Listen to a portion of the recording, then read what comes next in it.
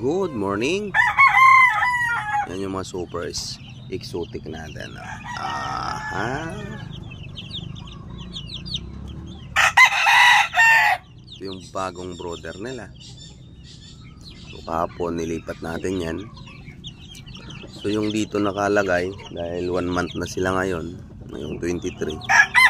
So nilipat natin, dito na sila sa sa malaking pero nasa lupa na sila. Lagay na natin sa lupa. So ito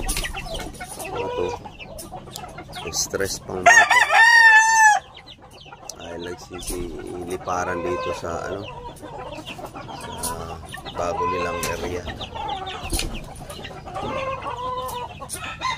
So yung sa patong